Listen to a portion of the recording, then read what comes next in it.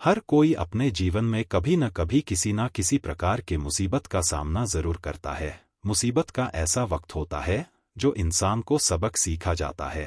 तो चलिए आज हम यहाँ एक ऐसी हिंदी कहानी मुसीबत का सामना को बताने जा रहे हैं, जिस कहानी के जरिए हम सभी प्रेरणा ले सकते हैं।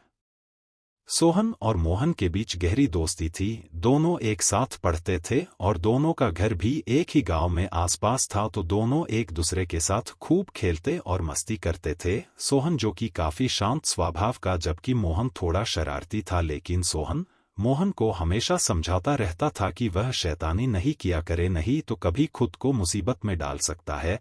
लेकिन मोहन को शैतानी करने में खूब मजा आता था, इसलिए वह सोहन की बातों को अनसुना कर दिया करता था।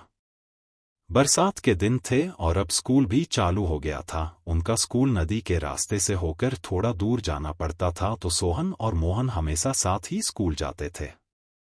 एक दिन की बात है, जब शाम को स्कूल की छुट्टी हुई तो सभी बच्चे घर जाने लगे, तो मोहन जब नदी के पास पहुंचा तो उसे शरारत सूझी और वह नदी के एकदम पास चला गया। उस समय बरसात की वजह से नदी की पानी पूरा भरा हुआ था, तो फिसलन की वजह से मोहन अचानक नदी में फिसल गया और वह नदी के बहाव में बहने लगा। यह सब देखकर सभी बच्चे डर गए और जोर जोर बचाओ बचाओ चिल्लाने लगे, लेकिन वहां बच्चों के अलावा कोई नहीं था जो मोहन को नदी में डूबने से बचा पाता।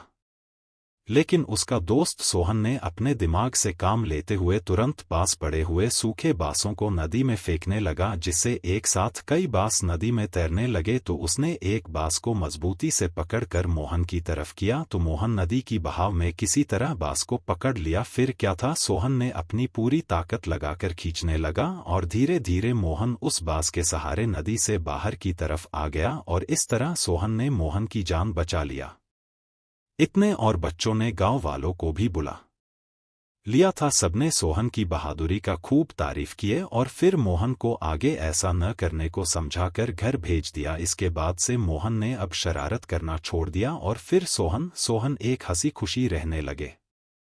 कहानी से शिक्षा। इस छोटी सी कहानी से हमें यही पता चलता है कि हमारे जिंदगी में अनेकों ऐसे पल आते हैं जिसमें हम सभी कोई न कोई ऐसा शरारत कर देते हैं जिससे या तो हम खुद मुसीबत में फंस जाते हैं या और लोगों की इससे चलते परेशानी उठानी पड़ती है। इसलिए हमें अपने चलते कभी भी किसी को परेशानी में नहीं डालना चाहिए और न ही ऐसे शरारतें करनी चाहिए जिससे कि हमें खुद कोई समस्या में फंस जाए।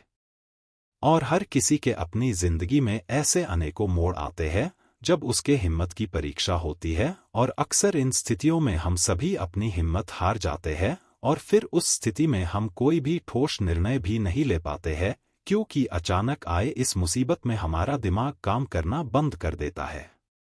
लेकिन जो इंसान हिम्मती होते हैं उनके ऊपर चाहे कितनी भी बड़ी मुसीबत क्यों न आ जाए, लेकिन वे अपना हिम्मत नहीं हारते हैं और इन स्थितियों का सामना बड़े धैर्य और बहादुरी के साथ करते हैं। तो इसलिए हमें भी चाहे कितनी बड़ी मुसीबत में क्यों न हो, हमें अपना धैर्य नहीं खोना चाहिए और अपने दिमाग से काम लेना, और फिर क्यों अगर हम धैर्य से काम ले तो बिगड़े काम भी बन सकते हैं।